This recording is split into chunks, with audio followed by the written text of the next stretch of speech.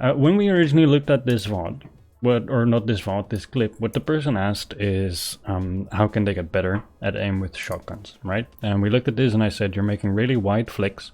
Because of that, you're super inaccurate and you want to avoid doing that. And so we're going to go a little bit into why you shouldn't make wide flicks and what kind of like flick movements there are for aim, how they affect your aim, and so like what should you be paying attention to, looking towards. Alright, so what I wanted to talk to you guys about is the different types of flicks and the offshoot area. So we're going to go back, I'm going to pause it somewhere like here, and I'm going to teach you guys what the offshoot area is. Let's actually pause it somewhere where we can see the Pathfinder. A bit easier. No. Come on. Okay, this is a little bit better. Alright, so anytime that you have to aim at an enemy, regardless of what weapon you're using, you start out with a flick. So people think about aiming as in flicking and tracking. Flicking is when you have a weapon like a wingman or a sniper or a shotgun and you just move your crosshair over to the enemy and click to shoot them, which some people refer to as click time aiming, and I'll explain why in a second. And then you have tracking, which you generally use with automatic weapons or very fast firing weapons, which is just continually like keeping your crosshair stuck to the enemy for as long as you can.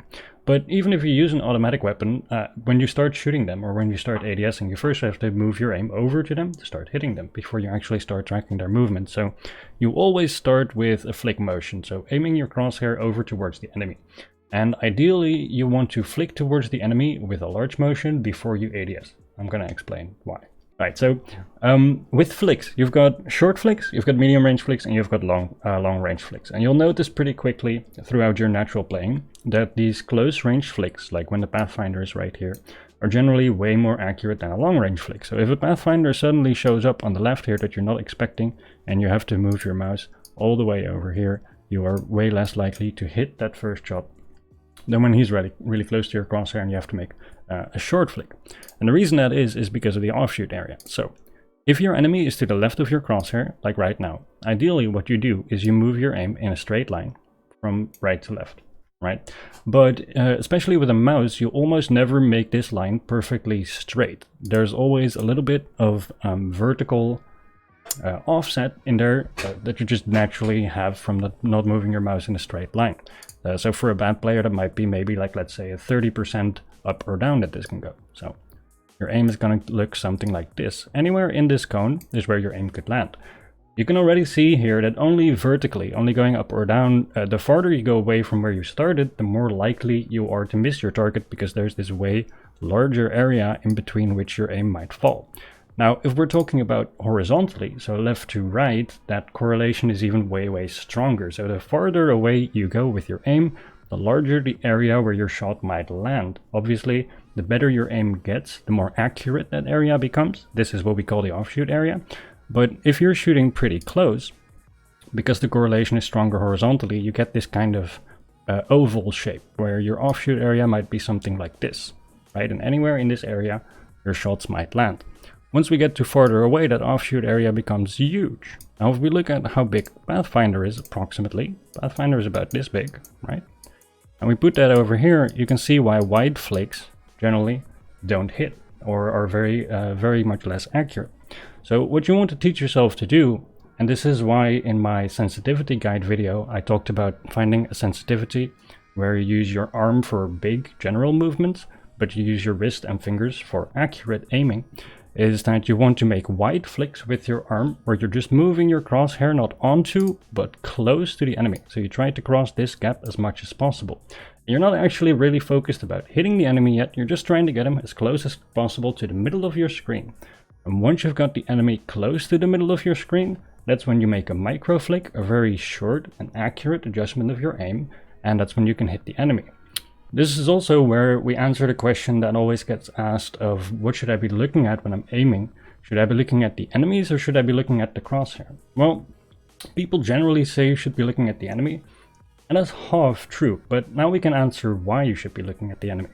If the enemy is really far on the side of your screen, so somewhere like here, then you want to be looking over at him and making a wide movement until he's in the middle of your screen.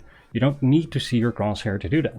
By the time he is close to the middle of your screen, because you've made your wide movement, once he's somewhere right here, then your crosshair and the enemy are close enough that you should be able to see both of them. And that's when you can use your crosshair to line up the shot. This is why we say look at your enemy, because if he's so far that you can't see your crosshair, then you're not going to hit him anyway. So there's no point looking at your crosshair. Right? And once he's close enough, you can use the crosshair to line up the shot. So this is kind of where the idea comes from of building the good habit of making these like general movements in hipfire and getting the enemy as close to the middle of your screen as you can before you ADS and before you even shoot, and then making accurate shots.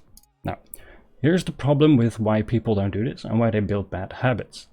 If I slowed down this game to like a fifth of the speed, you would hit every headshot there is, because it would be super easy. There's a lot of people here that probably played Apex before Season 1, around the launch, which means you've seen those servers that are like super super laggy at the start, right? That are super slowed down, where everybody's moving in slow motion, and you're not going to miss a single shot. In those lobbies, if you landed on the wingman or a peacekeeper, you would kill everybody, because they're moving so slowly that they're super easy to hit. But if you're playing in real time and the enemy is not bad, you're put under a lot of pressure when you see this guy to quickly hit your shots. And so we ignore the part where we line up our shot first before we actually ADS and start left clicking, which makes aiming way cleaner and way easier. So at the start, when you start practicing this, you're probably going to notice you're going to look at an enemy, ADS, try to line up the shot, and you're already dead before you actually shoot. But speed comes with time. Speed is what makes it difficult. Being accurate actually isn't that difficult if you have all the time in the world. So focusing on that speed is not worth it, because you'll never get the accuracy down. If every time you see somebody, you're just flailing in their general direction, shooting as soon as you see them, and then spraying left and right, try to get some shots on target, it's not really going to work. So you want to slow that down, make sure you build these clean habits of looking at them first, then ADSing, and once your shot is lined up, that's when you use your crosshair to try and stay on target, try to hit them. And you actually start shooting, and by continually practicing that and practicing the right way of aiming, you'll get faster over time, but you maintain the accuracy that you started with. That's kind of the goal. And so this is the basics of flicks. So I said that there's 3 types of flicks, but really 4. There's one more that we need to talk about, and this is why people don't always call it flicks, but sometimes call it click time aiming. And that is when the enemy is already in your crosshair. Now you might be thinking, why does that matter, right? Because if they're already in your crosshair, don't you just click and hit them? Yes, but one of the things that we've talked about before and that I've made a guide on, or that I'll make a better guide on in the future as well, is crosshair placement and pre-aiming. So if somebody's chasing you, for example, and you go around the corner, I always say pre-aim that corner, put your crosshair in the right spot so that as soon as they're visible, you only have to click at the right time and you hit them. This obviously eliminates the accuracy part, because you're just waiting. It's reactive aim. You're waiting for them to walk into your crosshair, and you're looking at your crosshair to line up the shot. Again, if your crosshair and your enemy are close enough, then you should be able to see both of them. So you actually use both of them to aim, even though people say look at your enemy. In that situation, you're looking at your crosshair and waiting for them to cross it. Right? So that's why flicking is really called click time aiming, because sometimes you don't move your mouse at all, but rather with a sniper or with somebody chasing you, you're already aimed where you know an enemy is going to be, or somebody that's popping up on high ground. You aim it where you last saw them, wait for them to pop up. It's all about just clicking at the right time. And that also kind of proves that, you know, if the distance between your crosshair and the enemy is 0, then obviously your accuracy is going to be highest, because it's just about you clicking, right? And the further they get away from it, the less likely you are to hit shots. And then the last thing, this came up a little bit in other games, not much in Apex, because we don't have many crosshair options yet, but I did want to point it out, because some people do use crosshair overlays, like me. You may have seen that I use a little white dot in the middle of my screen, because the crosshairs in Apex are pretty bad. If you're playing a game where you can pick crosshairs, there's a couple common ones. There's a circle, there's like, let's make this more visible actually. Let's do it like this. Alright, so you have circle crosshair, you've got just crosshairs, and then you've got open crosses. Those are like the most common ones, right?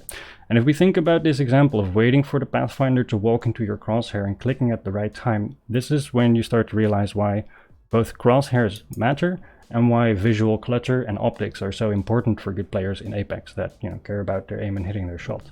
Is because if you're using a circle or an open crosshair, it's really easy to see when he crosses it, because I can still see him in the middle of my crosshair. But if somebody's far away and the middle of my crosshair is closed, it might be very difficult to line up the shot, because when he's actually behind my crosshair, he becomes difficult to see. So crosshairs with an open middle or a really small dot, so small that they will never fully cover up the enemy, are most common for lining up shots when you're pre-aiming, when you're trying to hit flicks, when you're trying to get consistent aim.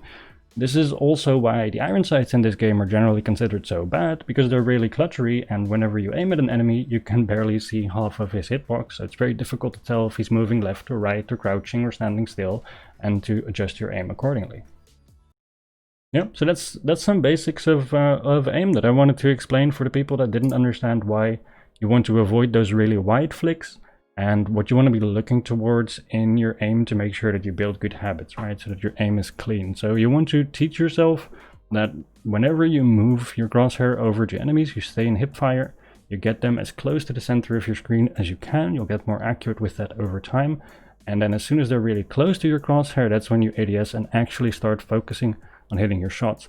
Something you'll notice if you do start practicing that is that after the little frustrating period of getting your ass kicked because you'll be too slow, is that with your first shots being more accurate, it will actually be way easier to get a lot of damage on target, even though you're slower, right? Because you've got that bullet efficiency. Because once you're actually on target, all you have to do is respond to him exiting your crosshair left or right, which is way easier than if you're spraying over somebody, compensating for their movement and how far you are already off target.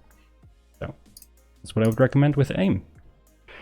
Is quickscoping or ADSing with shotguns beneficial? Only if it tightens up the spread, or if the scope adds something beneficial. In this game, in general, no. Sometimes some shots can be a little bit easier to hit if you have a decent optic by ADSing, just because, you know, you zoom in with that FOV, enemy becomes a bit larger. Some people find that a bit easier. But other than that, other than the Mozambique and the Mastiff, you don't get any benefits off ADSing with shotguns in Apex. In most games you do though, so I heavily recommend if you pick up a new FPS, going to the training range, try it hip fire at range, try it ADS, see if that pellet size gets decreased and what range you should be using that at. It's definitely like a very common sin to try and shoot at max fire rate, like while drastically decreasing their accuracy. If you can slow down your shots by 20%, but you know, hit half your shots more, half of your missed shots more, or more headshots, that's absolutely worth it. You'll do way more damage. Yeah, the same as like if you miss a third more of your shots to go for all headshots, then that's worth it with everything that's like not an SMG or a shotgun, because those all have a 2x multiplier for headshot damage, or even more in case of like the wingman and some snipers.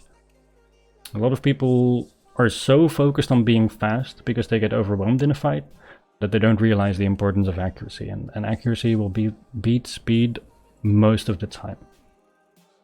Like, speed matters once you and your enemy's skill level is close to each other, right? But in general, you are personally going to perform a lot better if you focus on accuracy, and then speed will come naturally with that accuracy.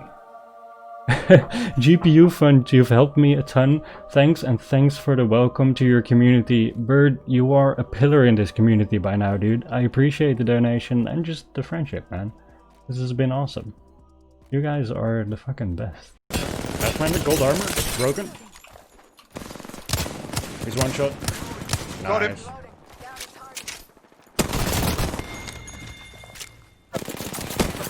Let me take his armor, goddammit. Got it. This guy's gold's broken as well. Dead. Nate, one more. Right here. Purple, broken, dead. Alright then.